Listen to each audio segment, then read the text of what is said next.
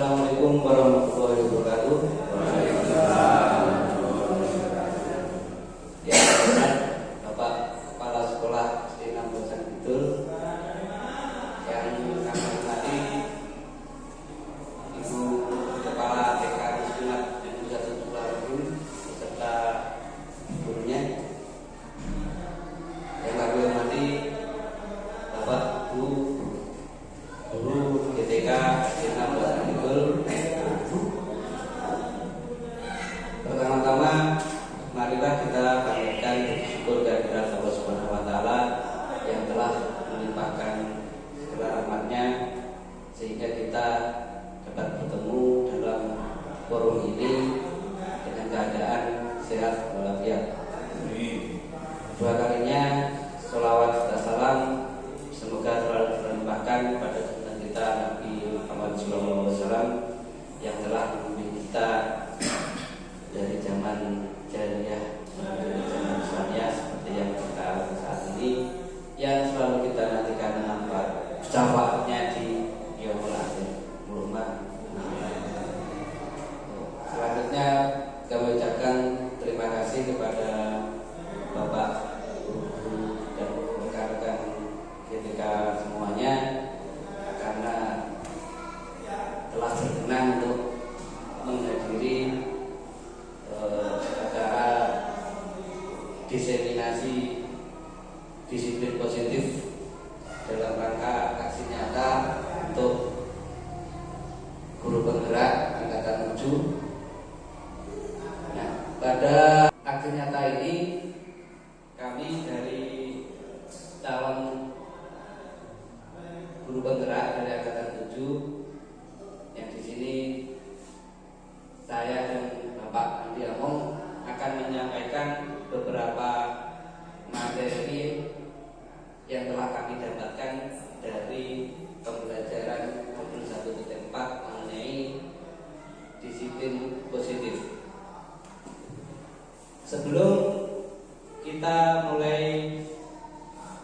materinya, marilah kita awali kegiatan hari ini dengan berdoa bersama-sama.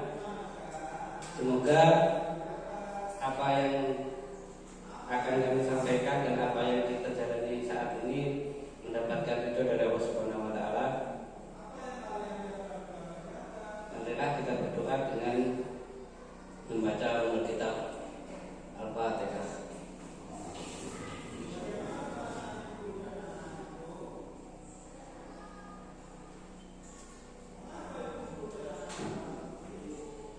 Selanjutnya, sebelum kita masuk ke materi, mohon untuk Bapak Kepala Sekolah SD Nambosan Kidul memberikan sambutan mengenai acara yang akan kita laksanakan hari ini. Kami persilakan.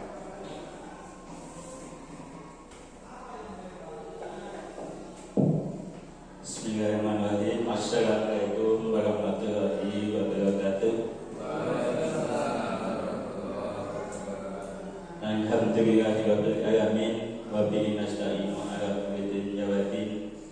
Asyhadu an la ilaha illallah wahdahu la syarika lah wa asyhadu anna Muhammadan abduhu wa rasuluh. Amma ba'd.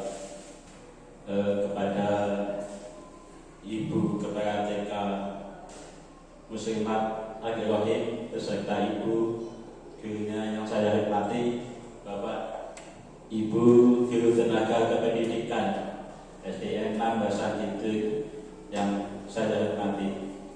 Pertama dan lebih utama, marilah kita senantiasa memanjatkan rasa syukur kita kehadirat Allah Subhanahu wa Ta'ala, yang mana pada kesempatan yang berbahagia ini kita bisa berkumpul di ruangan SDN Nambosan Kidul ini dengan tiada halangan suatu apapun. Amin Allahumma amin.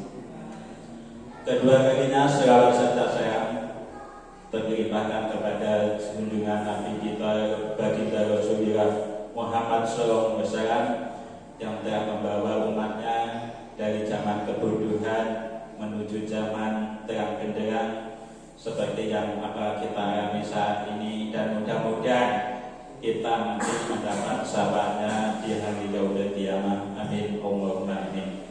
Bapak Ibu hadirin yang kami hormati, pertama saya mengucapkan terima kasih yang sebesar-besarnya kepada Bapak Ibu guru baik dari TK Muslimat maupun dari SDN Ambasan itu yang mana pada kesempatan hari ini bisa menghadiri kegiatan yaitu aksi nyata atau diseminasi disiplin positif yang mana pada tahun ini kebetulan SDN 6 Barusan itu telah mengikuti program yaitu guru bergerak yang mana pada saat ini telah diikuti oleh Mas Dian Wahyudin Hadiantoro dan juga saya sendiri, yaitu telah memenuhi berbagai tahapan-tahapan seleksi program guru bergerak angkatan yang ke-7, yang mana kita selama 3 bulan yang berlalu telah menyelesaikan berbagai modul, yaitu tahapan-tahapan mempelajari tentang filosofi KHD, kemudian visi-misi guru bergerak, dan juga yang keempat yaitu budaya positif, yang mana pada modul 1.4 CGP telah diwajibkan untuk melakukan diseminasi atau pengibasan kepada rekan sejawatnya, atau kepada komunitas praktisi, yang mana sehingga pada kesempatan siang ini Mas Dian bersama saya telah mengadakan diseminasi yang dilaksanakan secara luring di hadapan rekan-rekan teman sejawat pada kesempatan hari ini. Dan perlu kita ketahui bahwa program guru bergerak ini yang dilaksanakan oleh Kemendikbudristek Dikti bahwa sampai saat ini sudah memasuki angkatan yang ke-9. Jadi program guru bergerak ini akan berakhir tahun 2024 sampai gelombang 13, yang mana nanti setelah gelombang 13 itu nanti akan tetap dilaksanakan dengan sistem swadaya, artinya sudah tidak ditanggung oleh pemerintah tetapi sudah swadaya. Saya mohon mungkin Bapak Ibu yang masih menginginkan untuk ikut program guru bergerak ini nanti, saat ini baru saja tahap pengumuman gelombang ke-9. Untuk gelombang 10 dan seterusnya itu nanti secara besar. Jadi setiap gelombang itu kalau tidak salah 120.000 guru bergerak untuk gelombang yang 10 ke atas. Sedangkan saat ini program guru bergerak yang sudah tamat hingga angkatan 4 atau angkatan 5 insya Allah sudah mendekati tamat. Jadi kegiatan program guru bergerak yang mana kalau angkatan 1 sampai dengan angkatan 4 itu dilaksanakan selama 9 bulan, namun untuk yang angkatan 7 dan ke atas ini insya Allah cukup dilaksanakan selama 6 bulan. Dan alhamdulillah kebetulan saya bersama Mas Dian saat ini sudah sampai ke bulan yang ketiga. insya Allah sampai bulan yang ketiga sudah hampir menyelesaikan modul 1, sehingga mulai besok tanggal 8 insya Allah saya dan Mas Dian akan memasuki modul 2.1 sampai bulan Juni nanti. Bapak Ibu yang kami hormati, sebagai pengantar mungkin itu saja tugas pada hari ini. Saya dan sama Mas Dian yaitu akan mendefinisikan tentang disiplin positif. Disiplin positif yang mana ini nanti menyita waktu panjenengan sekitar 1 jam atau lebih sedikit. Kita baca nopo-nopo Pak Bu. Matur suwun untuk selanjutnya. Ini nanti kita sebelum memulai materi kita terlebih dahulu nanti akan membuat kesepakatan kelas atau kesepakatan poin ini. Yang pertama yaitu kita hadir seutuhnya. Jadi minta tolong ini nanti mohon diikuti sampai selesai. Nanti dalam kegiatan tentu saja ada kegiatan tanya jawab. Jadi nanti silakan bergantian ketika saya kemudian menghormati perbedaan pendapat, dan yang terakhir monggo nanti saling berpartisipasi aktif dalam kegiatan ini. Bapak Ibu yang saya hormati,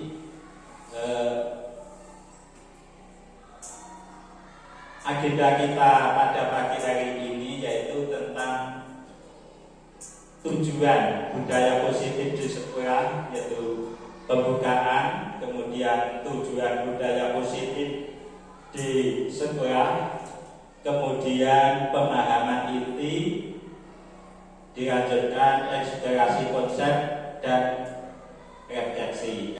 Bapak Ibu, sebelum kita memasuki tentang budaya positif itu apa, kita terlebih dahulu harus mengetahui bahwa tujuan budaya atau budaya positif di sekolah itu menurut KHD Bapak Pendidikan Nasional kita, yang pertama bahwa pendidikan atau tujuan pendidikan itu adalah menuntun kepada anak-anak didik kita itu supaya mencapai keselamatan dan kebahagiaan yang setinggi-tingginya, sehingga manusia itu atau anak didik itu menjadi manusia yang seutuhnya. Jadi pemikiran atau filosofi KHD itu anak didik itu ibarat padi yang kita ditanam di sawah. Bagaimana padi itu bisa tumbuh subur dengan baik, maka itulah anak didik kita. Bagaimana cara kita mendidik anak? Seperti kita menanam padi di sawah. Kita harus cabut sawah itu dengan baik, kita pupuk, kita semai dan lain sebagainya. Sehingga tujuan atau filosofi KHD itu adalah menuntun ke arah yang baik, menuju keselamatan dan kebahagiaan anak. Kemudian tujuan membangun budaya positif. Tujuan budaya membangun positif itu adalah menumbuhkan karakter anak.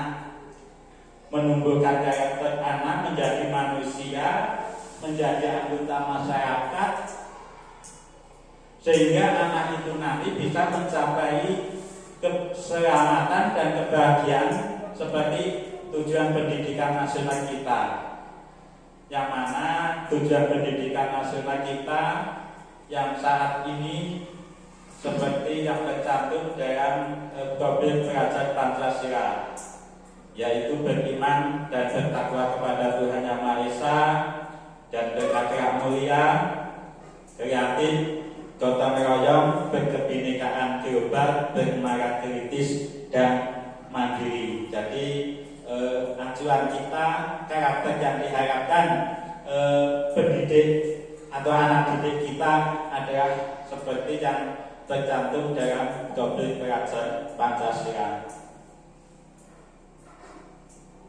Bapak Ibu, untuk mengawali kegiatan budaya positif di sini saya ingin bertanya kepada Bapak Ibu semua bahwa hukuman itu dapat mendisiplinkan anak. Kira-kira Bapak atau Ibu setuju apa tidak bahwa hukuman itu dapat mendisiplinkan anak? Bagaimana? Setuju apa tidak? Setuju. Setuju. Siapa coba yang setuju? Angkat tangan. 1, 2, 3, 4, 5, 6, 7. Yang tidak setuju Pak Karno. Pak Karno tidak setuju. Kalau yang setuju, alasannya apa Pak? Coba.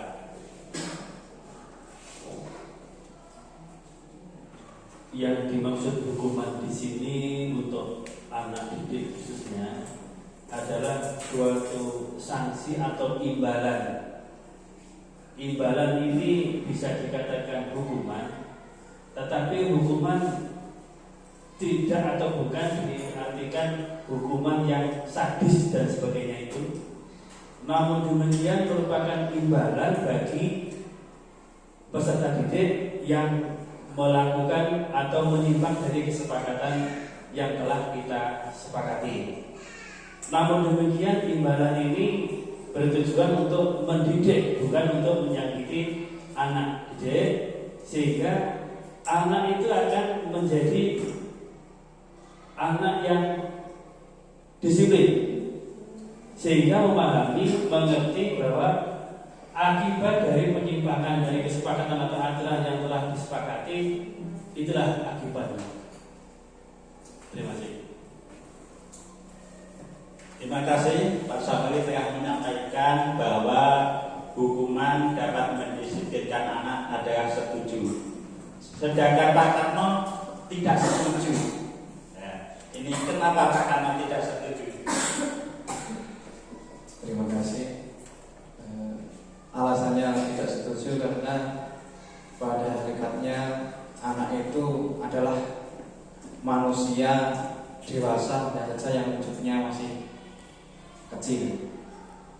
Terkait dengan hukuman, mungkin tidak perlu dengan hukuman, tetapi Bapak Ibu guru hanya mengingatkan terkait dengan kesepakatan bersama atau kesepakatan sekolah terkait dengan peraturan yang ada di sekolah. Terima kasih. Ya, terima kasih. Jadi pada kesempatan hari ini tentang hukuman itu dapat mendisiplinkan anak. Jadi Bapak Ibu guru mempunyai 2 argumen. Yang pertama setuju dan yang kedua tidak setuju. Jadi nanti akan kita kupas pada sesi berikutnya. Kemudian yang berikutnya pemberian hukuman dengan hal positif. Seperti anak disuruh membaca, anak disuruh membersihkan halaman sekolah, itu dapat meningkatkan disiplin anak. Menurut panjenengan setuju atau tidak? Ini Pak Bakti kelihatannya mau menjawab.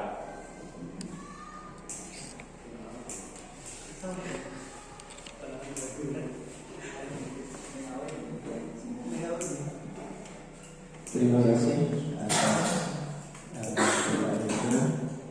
tadi pemberian hukuman dengan hal positif seperti membaca atau membersihkan halaman. Menurut pengamatan saya ini sangat setuju, dan bahkan dalam meningkatkan kedisiplinan anak, terutama biasanya dalam hal matematika. Itu ketika anak tidak bisa, itu justru anak itu diberi tugas untuk menghafal, seperti menghafal perkalian, atau kebahagiaan. Terima kasih. Jadi Pak tadi setuju ya dengan pemberian hukuman dan positif. Kemudian yang ketiga, memberi penghargaan dapat meningkatkan motivasi belajar anak. Sebuah contoh, jika si A ranking 1, maka akan mendapat hadiah mungkin buku, mungkin alat tulis lainnya, mungkin hadiah anak TK biasanya yang bisa mengerjakan mendapat hadiah bintang atau sebagainya. Kira-kira itu menurut Bu Endang biasanya kan siswanya TK sering dikasih bintang 7, bintang 5 dan lain sebagainya. Itu bagaimana, setuju atau tidak? Setuju, Pak. Karena memberi penghargaan dengan memberi bintang itu anak-anak sangat semangat. Karena kalau bintangnya itu sedikit, anak-anak itu rasanya kecewa. Dengan adanya bintang, penambahan bintang, rasanya semangat anak-anak itu, Pak. Terima kasih. Terima kasih Bu Endang. Jadi siswanya itu biasanya mengumpulkan bintang itu kayak bintang bisa semenit akan dikemanakan bintang itu nanti. Oke, terima kasih Bapak Ibu.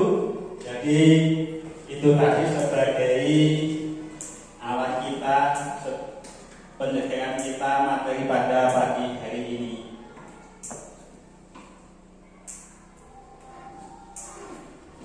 Bapak Ibu, pada pagi hari ini nanti saya bersama Mas Dian akan menyampaikan topik-topik sebanyak 6 topik, yang mana yang pertama tentang disiplin positif dan nilai-nilai kebajikan universal, kemudian yang kedua tentang teori motivasi, hukuman dan penghargaan restitusi seperti pada surat pemantik tadi.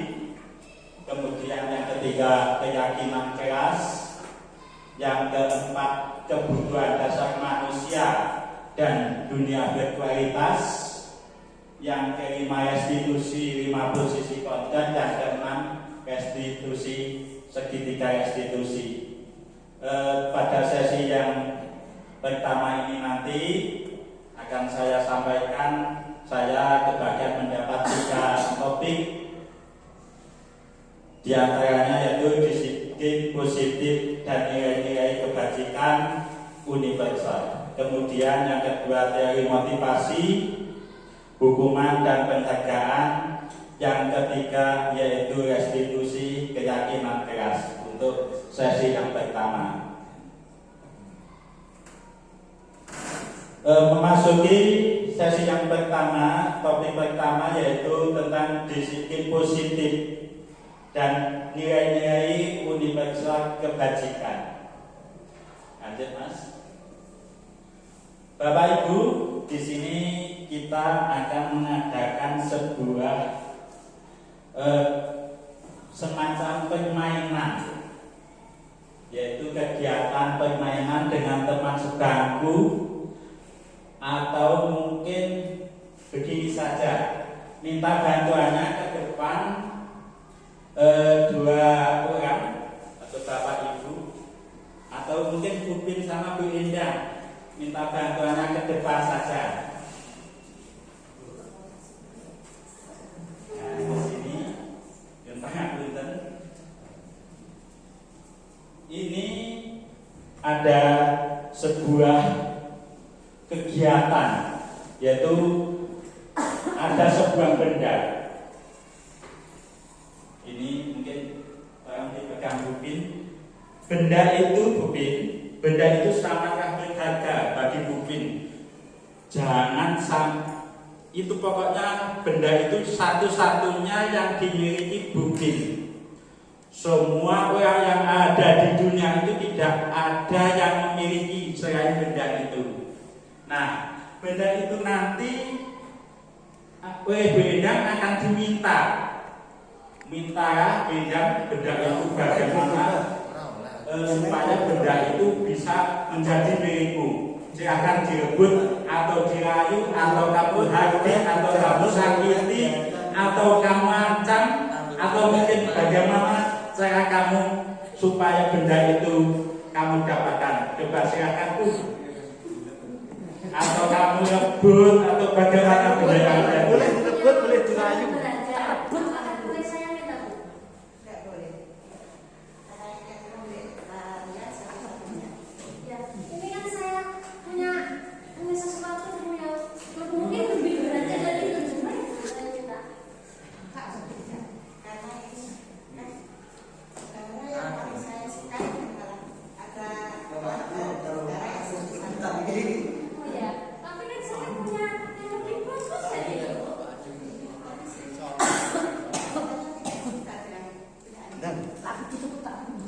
Iya,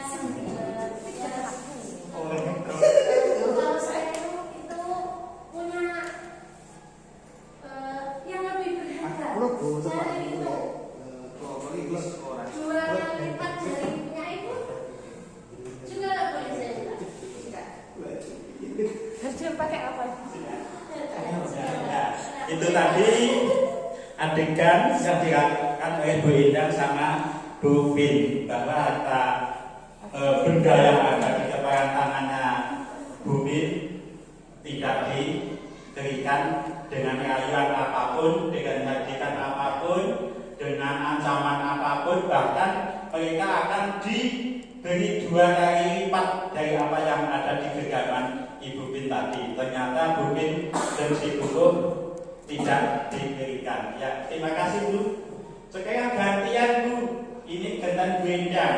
Nah, Gentan Bu Endang juga punya sesuatu yang sangat berharga yang dimilikinya. Coba mungkin Ibu Bin memintanya, apa direbut, apa kamu sakiti atau bagaimana, terserah, monggo.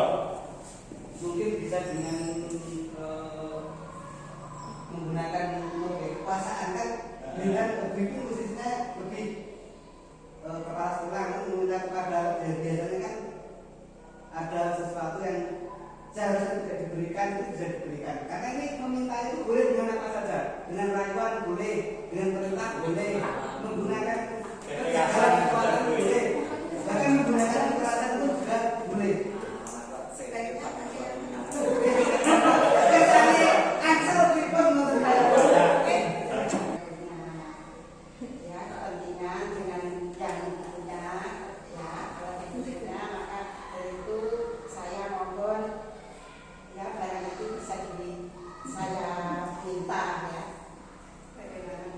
Sementara ini belum ini masih yang saya punya ini saya ini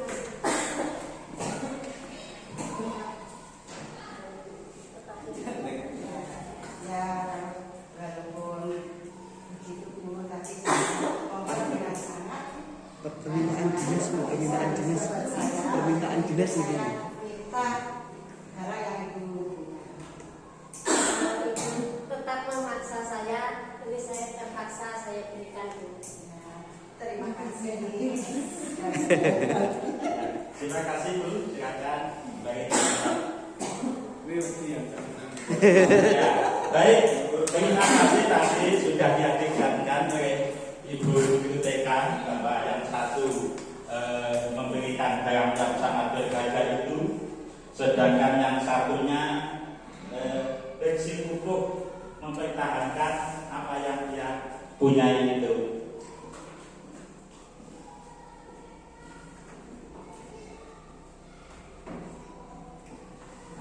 Bapak Ibu, itu tadi adalah sebuah contoh perubahan paradigma yang harus kita miliki, bahwa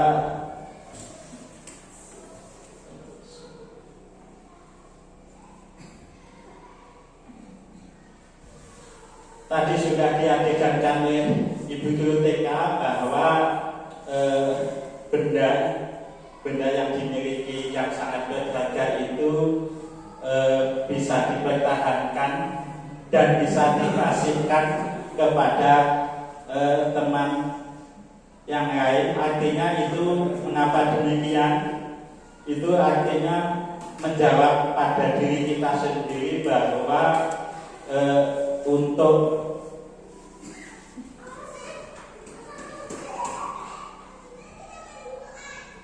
memegang konteks pada kepayan tangan kita itu, membuka atau menutup kepayan tangan itu bergantung pada diri kita masing-masing.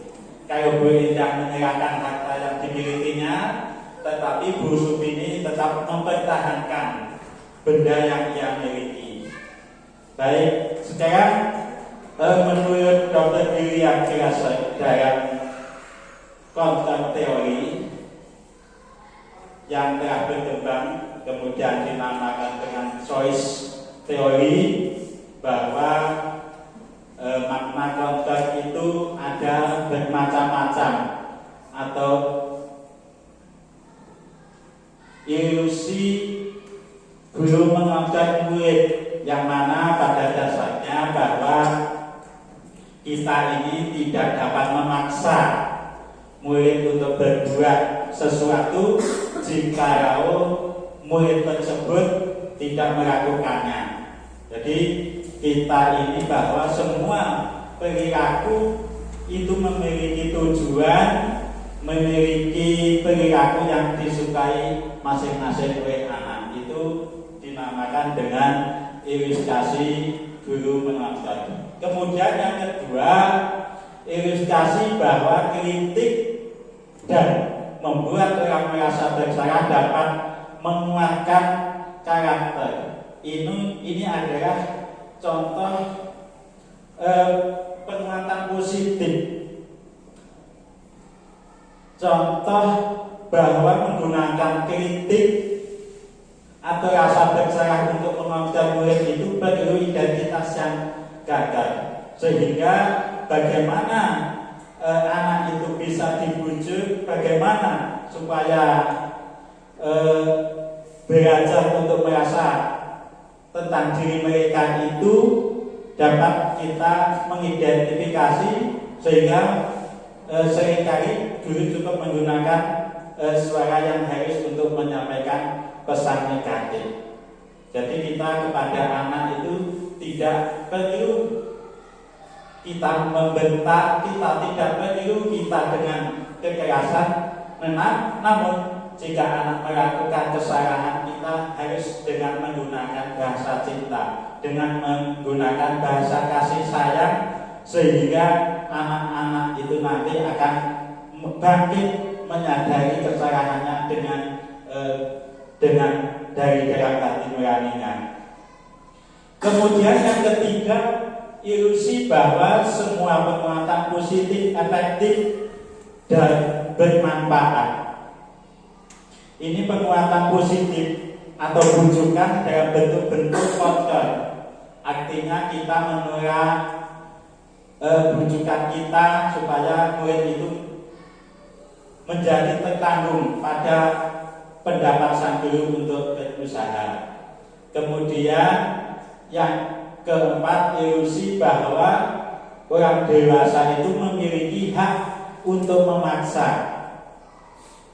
Artinya bahwa sekarang ini banyak orang dewasa yang percaya bahwa mereka itu memiliki tanggung jawab untuk membuat murid-murid itu berbuat sesuatu. Artinya apapun yang mereka lakukan itu bisa diterima, bisa untuk kemajuan dan sebagai sebuah pengukuran kinerja. Jadi orang dewasa itu menyadari bahwa perilaku memaksa kepada anak itu berdampak positif untuk jangka panjang dan sebuah hubungan bermusuh, namun berhubungan dengan bentuk permusuhan yang akan berbentuk. Lanjut, Mas. Nah, di sini ada sebuah siapa sesungguhnya yang memiliki kontrol. Di Di situ ada stimulus respon atau rangsangan, kemudian ada teori konten atau pilihan. Stimulus respon kita mencoba mengubah orang agar berpandangan sama dengan kita. Maka teori konten yang kita terapkan adalah kita berusaha memandang dunia bagaimana kita bisa menyikapi tersebut. Kemudian perilaku buruk dilihat dari suatu kesalahan. Jadi menurut teori konten bahwa semua perilaku yang dilakukan oleh anak, perilaku yang dilakukan oleh semua orang itu mempunyai tujuan, mempunyai maksud tertentu.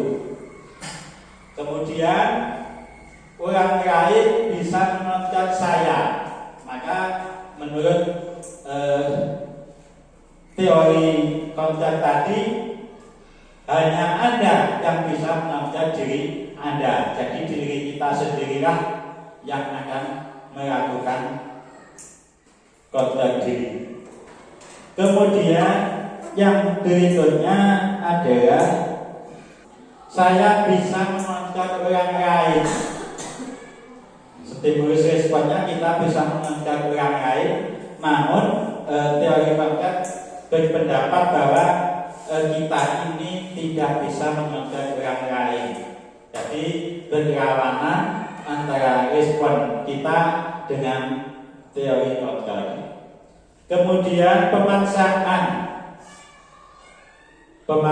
pada saat rujukan gagal. Tadi seperti yang dilakukan oleh Bu Endang, memaksa harta benda yang dimiliki oleh Bu Bin tadi, namun dengan bersikukuh, maka Bu Endang dinyatakan tidak berhasil membujuk apa yang dimiliki oleh Bu Bin tadi. Itu menurut teori konten adalah sebuah bentuk kolaborasi dan konsensus untuk menciptakan pilihan-pilihan yang baru. Kemudian model berpikir menang dan kalah. Ini menurut respon. Sedangkan menurut teori konten yaitu model berpikir menang dan menang. Bapak Ibu, menurut diagram bahwa disiplin positif menurut Dr. William Grasek tadi, bahwa teori konten itu bagaikan sebuah diagram yang mana semua itu memiliki tujuan. Jadi semua itu memiliki tujuan. Kemudian dalam tujuan itu kita menggunakan menurut teori pilihan tadi bahwa model berpikir menang-menang, kolaborasi atau menciptakan konsensus, menciptakan pilihan-pilihan yang baru sehingga mendapatkan realitas atau kebutuhan kita itu berbeda. Kita saling berusaha memahami pandangan orang lain dengan dunia, sehingga setiap orang itu memiliki gambaran berbeda-beda. Kemudian makna disiplin belajar konten diri dengan menggali potensi kita ini tujuannya yaitu mulia, Bapak Ibu, yaitu sesuatu menjadi sesuatu yang kita inginkan berdasarkan nilai-nilai yang ingin kita hargai. Untuk perilaku yang memiliki tujuan itu tentunya kita menggunakan berbagai macam kajian. Salah satunya yaitu teori motivasi. Teori motivasi yang pertama untuk menghindari hukuman, seperti apa yang pertanyaan di pemantik tadi. Kemudian yang kedua untuk mendapatkan imbalan. Yang ketiga untuk menghargai diri kita sendiri. Kemudian itu nanti akan menimbulkan nilai-nilai kebajikan universitas pada peserta didik kita, sehingga terciptalah sebuah keyakinan keras. Selain itu,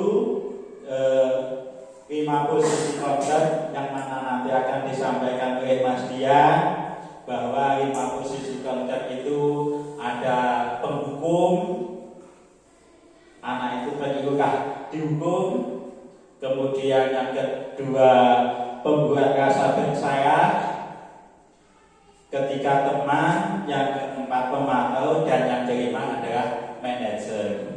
Nanti akan disampaikan oleh Mas Dian. Kemudian bagaimana cara kita mengatasi anak yang bersalah, anak yang melanggar kesepakatan kelas, nanti akan dibahas pada materi segitiga restitusi. Yang mana yang pertama kita adalah menstabilkan keadaan, yaitu menstabilkan identitas, kemudian kita memvalidasi kesalahan, kemudian diakhiri dengan menanyakan keyakinan.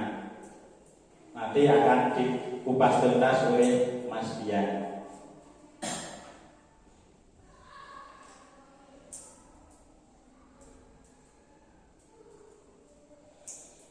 Bapak Ibu, disiplin itu tidak lepas dari artinya belajar. Karena apa? Disiplin diri itu membuat orang menggali potensinya menuju sebuah tujuan kebaikan tentunya. Karena apa yang dilakukan itu akan dihargai oleh diri kita sendiri, juga dihargai oleh orang lain. Sebuah contoh disiplin masuk kelas atau disiplin dalam menjalankan amanah, disiplin melakukan tugas dan tanggung jawab kita sebagai peserta didik, sebagai seorang pendidik, maupun sebagai tugas yang lainnya. Sehingga dengan disiplin itu nanti kita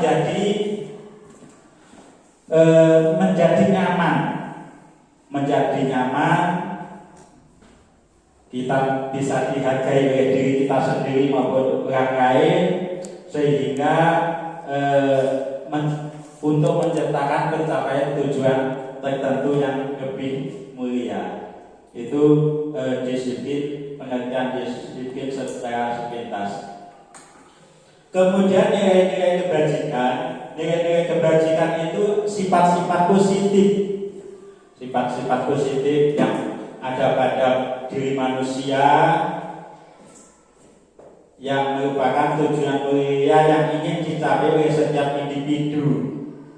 Yang mana nilai-nilai kebajikan itu sifatnya universal atau menyeluruh, lintas bahasa, suku bangsa, agama maupun latar belakang. Jadi tidak ada pengaruh dengan agama, tidak ada pengaruh dengan adat istiadat, namun sifatnya menyeluruh atau universal. Sehingga setiap perilaku atau perbuatan itu memiliki tujuan, seperti apa yang disampaikan oleh Dr. William tadi. Sehingga untuk mengaitkan nilai-nilai yang diyakini seseorang itu untuk mencapai tujuan mulia yang diinginkan. Dan nilai-nilai kebajikan yang ingin dicapai oleh setiap anak Indonesia itu sesuai dengan kurikulum merdeka, yaitu Doktrin Pelajar Pancasila. Yang mana Doktrin Pelajar Pancasila itu ada 6: beriman dan bertakwa kepada Tuhan Yang Maha Esa dan berakhlak mulia, kemudian mandiri, kemudian berkarya kritis, berkebinekaan global, bergotong royong, dan kreatif. Ini yang kita kenal dengan Doktrin Pelajar Pancasila. Jadi karakter anak didik kita ini harus sesuai dengan Doktrin Pelajar Pancasila.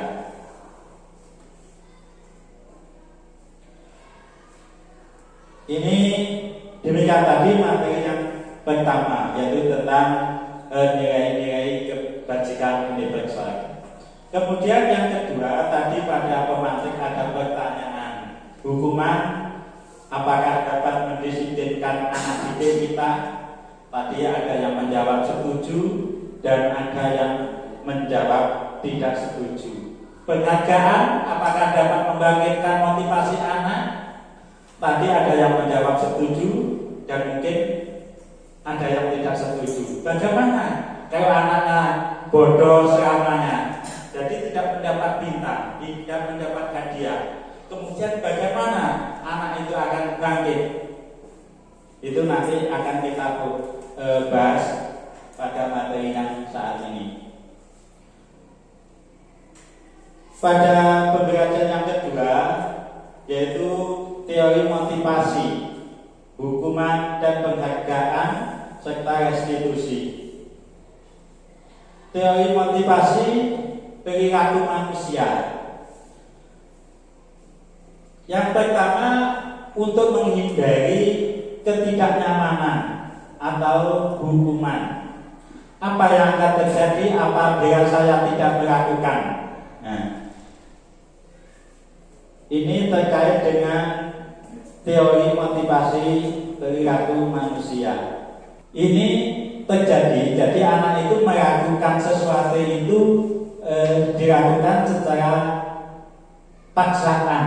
Artinya kalau tidak melakukan ini menganggap dirinya tidak nyaman, sehingga akan timbul sebuah hukuman yang diterima anak itu nanti tidak bisa diprediksi. Jadi hukuman yang akan saya terima ini nanti apa atau bagaimana bentuknya apa, jadi anak itu sudah tidak bisa memprediksi yang akan ia terima. Jadi itulah yang dinamakan hukuman. Sebuah contoh, umpama anak menjatuhkan pot bunga, maka anak itu nanti juga sebutan, wah hakim itu mesti dihukum yang pakatno. Hukumannya apa? Apakah pusat 100? Apakah disuruh mengelilingi lapangan 25 kali atau bagaimana? Jadi anak itu nanti sudah tidak bisa memprediksi hukuman itu. Sehingga untuk menghindari ketidaknyamanan atau hukuman ini adalah menurut Dian Kosen, seorang pakar yang dalam bukunya berjudul Restructuring School Discipline, bahwa untuk menghindari ketidaknyamanan atau hukuman ini merupakan peringkat yang paling bawah. Artinya tingkat terendah dari motivasi perilaku manusia. Sehingga kita akan bertanya, apa yang akan terjadi apabila saya tidak melakukannya? Maka yang akan muncul adalah permasalahan yang berbenah pada psikis anak, baik fisik, psikologis maupun tidak terpenuhinya kebutuhan anak tersebut. Sehingga sikap seperti ini adalah termasuk motivasi eksternal, motivasi yang berasal dari lingkungan, bukan dari diri anak tersebut. Kemudian yang kedua, untuk mendapatkan ibarat dari orang lain. Sebuah contoh, umpama saya di kelas 5 atau di kelas 6, saya juara semester 2 pasti juara 1, saya akan mendapat hadiah. Saya nanti akan mendapat hadiah buku 1 pak, mesti aku sesuatu mendapat buku 1 pak. Seperti itu saya rasa masih satu tingkat dari nomor 1. Mengapa demikian? Karena motivasi anak itu masih ada embel-embel atau tekanan dari eksternal. Motivasinya masih eksternal. aku tak tuwe kata-kata si mau jadi mendapat hadiah. Seperti itu menurut Diana Gosentari masih belum sesuai dengan teori motivasi perilaku manusia, sehingga anak tersebut itu hanya ingin mendapatkan pujian, ingin mendapatkan imbalan, ingin mendapatkan penghargaan, sehingga anak tersebut itu belum sesuai dengan hati nuraninya sendiri. Jadi motivasi tersebut hanya untuk mendapatkan hadiah, untuk mendapatkan pengakuan, untuk mendapatkan imbalan, itu masih bersifat eksternal. Dan yang ketiga, untuk menghargai diri sendiri. Sebuah pertanyaan, saya akan menjadi orang seperti apa bila saya melakukannya. Nah, inilah pertanyaan yang timbul dari diri kita sendiri, sehingga untuk melakukan itu kita harus menyakini dan menghargai serta melakukan nilai-nilai yang ada pada diri kita sendiri. Salah satunya adalah kita harus disiplin positif, sehingga dengan disiplin positif dari hati nurani kita sendiri, sehingga terciptalah sebuah kebudayaan positif pada diri anak tersebut. Jadi anak itu belajar dengan sungguh-sungguh, bukan hanya untuk mengharapkan imbalan, bukan untuk mengharapkan hadiah, bukan untuk mengharapkan pujian, namun sesuai dengan kebutuhannya, sesuai dengan motivasi hatinya, sehingga anak tersebut bisa dikatakan sebagai motivasi internal atau tujuan disiplin positif. Menurut KHD, bahwa yang dinamakan merdeka itu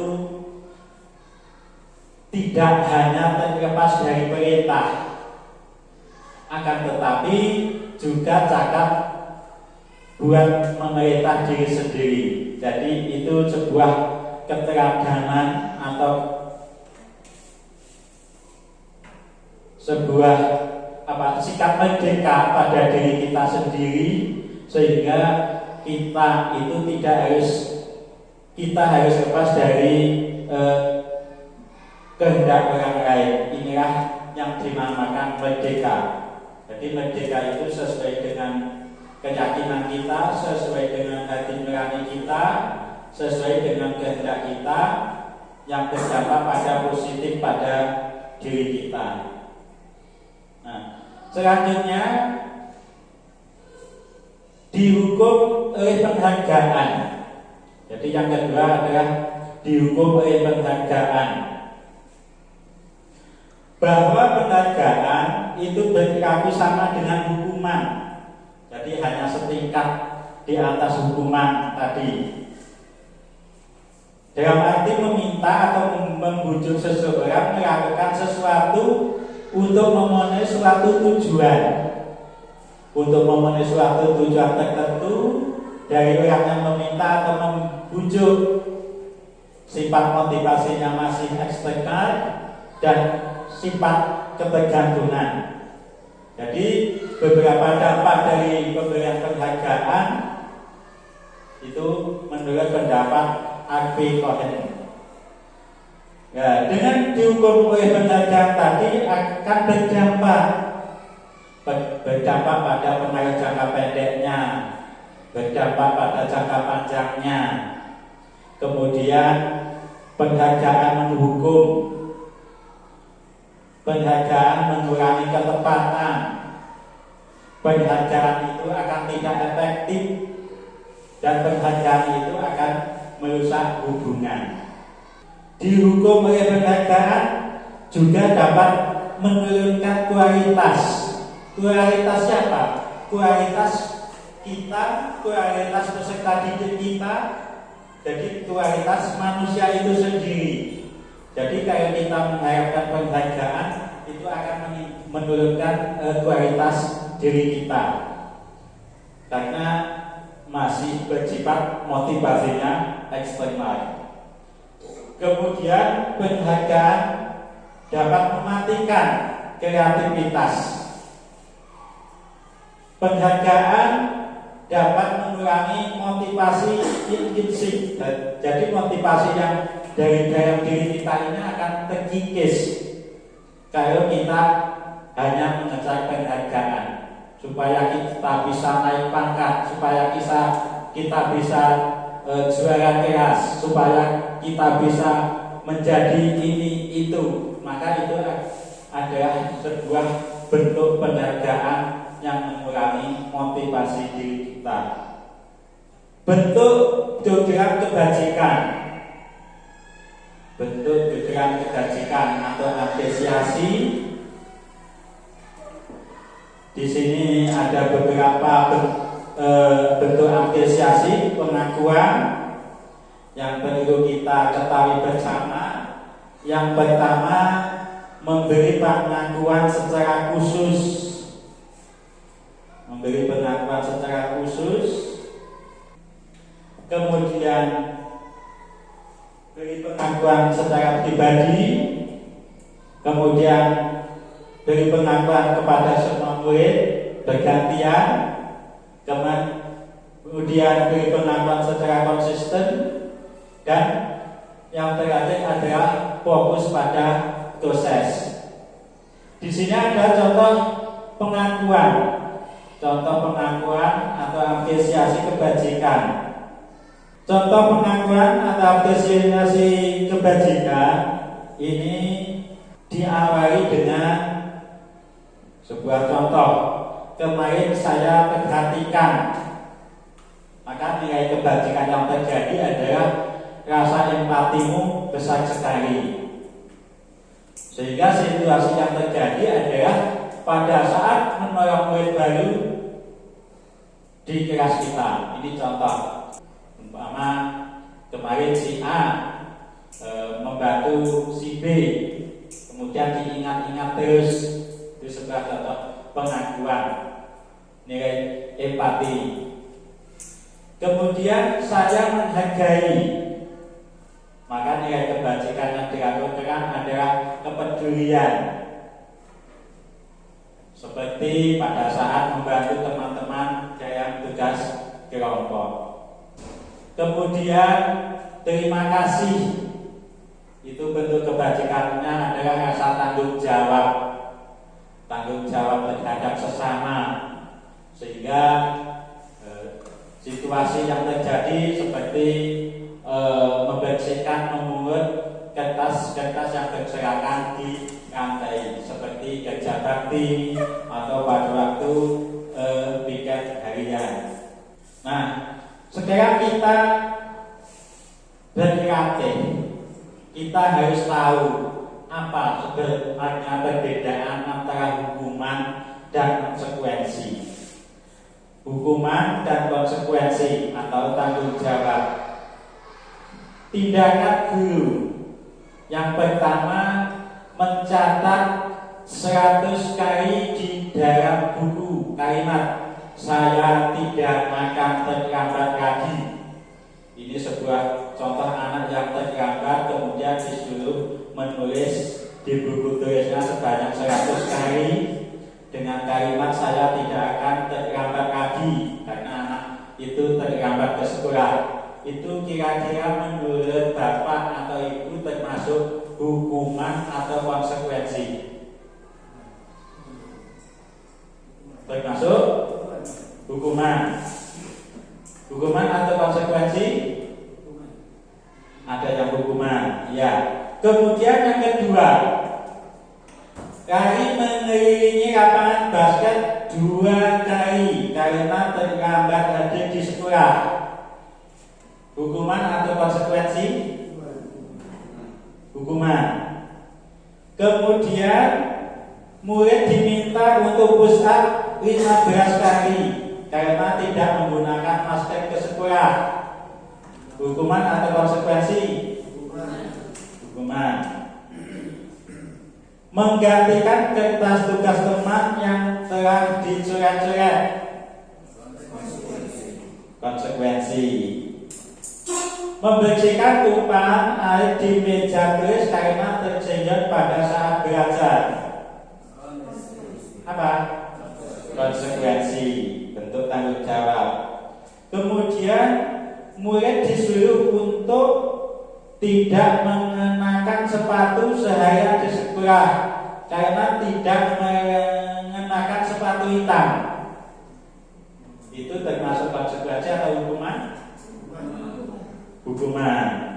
Kemudian tindakan guru lari mengelilingi lapangan basket 2 kali karena terlambat 10 menit untuk pelajaran PJUK. Hukuman apa konsekuensi?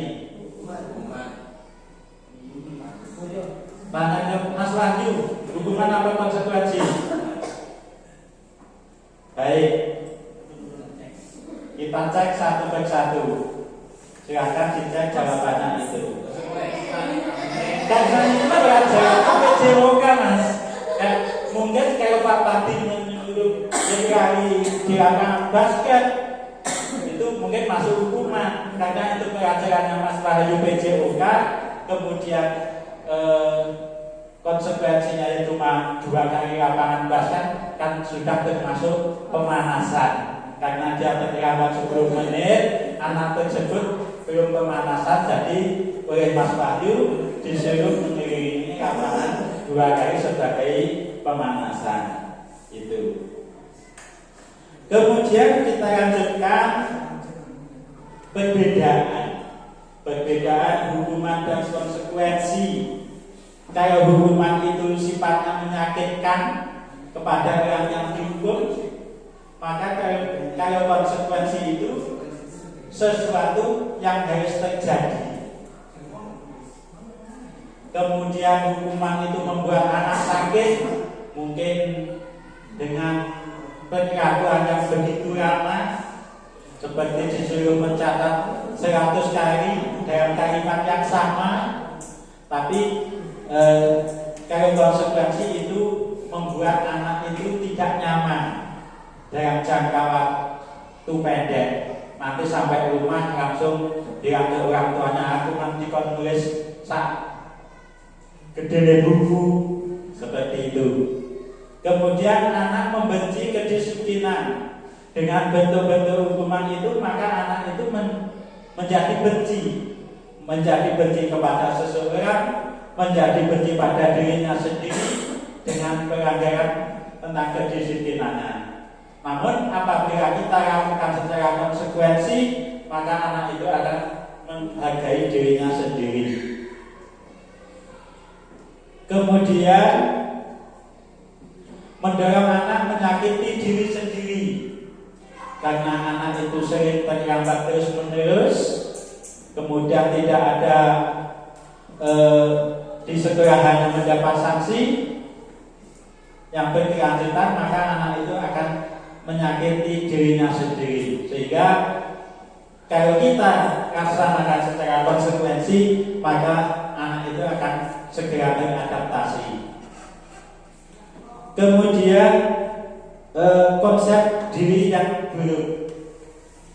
Namun itu bentuk hukuman. Namun apabila kita lakukan secara konsekuensi, maka anak itu nanti akan menjadikan konsep dirinya menjadi yang baik, akan berubah secepat mungkin sehingga bisa menjadi sebagaimana mestinya anak didik. Kemudian anak belajar itu untuk menyembunyikan kesalahan. Dalam bentuk konsekuensi, anak tersebut akan secara cepat akan mematuhi peraturan. Kemudian kalau bentuk hukuman kita kepada anak didik dengan sikap marah, rasa bersalah, dilecehkan atau tidak dihargai, dipermalukan, maka dalam bentuk konsekuensi kita adalah kehilangan hak. Anak merasa tidak nyaman, diasingkan untuk sementara. Itu perbedaan antara hukuman dan konsekuensi. Selanjutnya restitusi. Restitusi adalah proses menciptakan kondisi bagi murid untuk memperbaiki kesalahan mereka, sehingga mereka bisa kembali pada kelompok mereka dengan karakter yang kuat. Restitusi itu bentuk kolaboratif yang mengajarkan murid untuk mencari solusi masalah mereka, sehingga bapak atau ibu guru tinggal membantu mencari solusi masalah mereka, seperti apa yang dapat kita lakukan sehingga anak itu menjadi anak yang baik tanpa paksaan, tanpa tekanan, sehingga timbul dari motivasi intrinsik anak tersebut. Ya, di sini adalah identitas gagal atau hukuman dan identitas sukses. Kalau dengan hukuman kita itu masuk kategori identitas gagal, sedangkan dengan kedisiplinan, disiplin, kita masuk pada identitas sukses. Identitas sukses masih dibedakan menjadi dua, Bapak Ibu. Disiplin pada konsekuensi dan disiplin dengan restitusi. Di situ ada hukuman. Sebuah contoh, sesuatu yang menyakitkan harus terjadi, itu dinamakan hukuman. Maka konsekuensinya adalah sesuatu harus terjadi. Maka restitusi merupakan pilihan. Jadi dari ketiga ini kita memiliki peranan yang sangat penting adalah pada restitusi. Konsekuensi sudah dianggap bagus, namun masih lebih bagus lagi kita adalah melakukan restitusi. Sebuah contoh pada kolom yang kedua paling bawah, kalau di hukuman peraturannya adalah kamu harus begini. Maka pada konsekuensinya adalah kita harus mencari apa peraturannya yang tepat. Kemudian mampukah kamu melakukannya? Terima kasih itu. Kemudian pada restitusi adalah apa yang kamu yakini. Jadi anak itu apabila sudah melakukan kesalahan, kita harus menggali apa yang kamu yakini, mengapa kamu terlambat sekolah. Jadi kita harus bisa mengatasi dengan bahasa cinta. Bapak, ibu guru dulu juga pernah terlambat sekolah. Adakah yang dapat kita bantu dengan kesalahan kamu pada hari ini? Contohnya seperti itu. Sehingga anak itu tidak merasa tertekan. Wah, kamu datangnya sudah terlambat, kamu harus pusat, kamu harus begini. Itu masuk pada hukuman. Tapi kalau pada restitusi adalah kita dengan menggunakan pendekatan bahasa cinta. Kita dengan kasih sayang, kita menggali potensinya, peragarannya, kesalahannya apa, penyebab keterlambatannya apa. Pak, tadi sepeda saya bocor di jalan. Maka kita harus ikut mencarikan solusi. Kita menstabilkan kesalahan. Kita memperbaiki apa yang terjadi pada anak tersebut. Ciri-ciri restitusi ada sedikit, Bapak Ibu. Yang pertama itu bukan untuk menebus kesalahan, namun kita harus belajar dari kesalahan.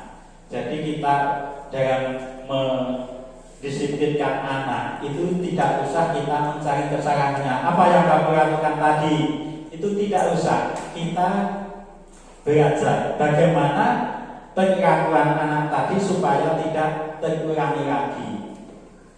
Kemudian yang kedua adalah kita memperbaiki hubungan. Kita memperlakukan anak didik bagaikan anak didik kita sendiri. Kemudian kita menawarkan solusi kesalahan tadi, bagaimana supaya kesalahan tadi tidak terulang lagi dan cepat diperbaiki. Sehingga anak itu bukan karena paksaan. Kemudian restitusi itu menuntut untuk melihat ke dalam hati. Jadi anak harus mampu memotivasi dirinya secara intrinsik tanpa paksaan dari bapak ibu guru, menyadari bahwa kesalahannya itu adalah kesalahan dari dirinya sendiri anak dan akan bangkit positif dari diri anak tersebut. Kemudian restitusi mencari kebutuhan dasar yang mendasari tindakan. Restitusi diri adalah cara yang paling baik. Kemudian restitusi fokus pada karakter bukan tindakan. Jadi karakter anak harus bangkit dari dirinya sendiri.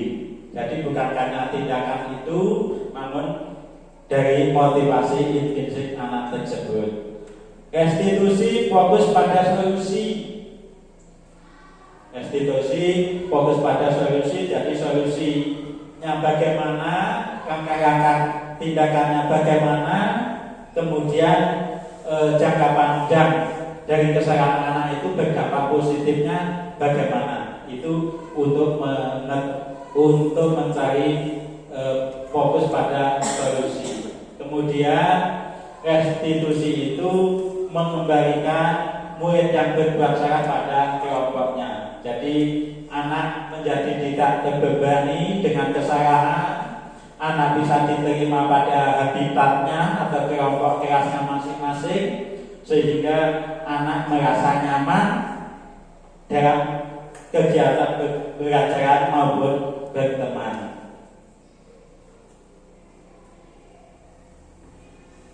Mungkin itu saja yang dari saya. Untuk selanjutnya kita serahkan ke Mas Dian untuk menyampaikan materi pembelajaran yang ketiga sampai ke-6. Monggo Mas.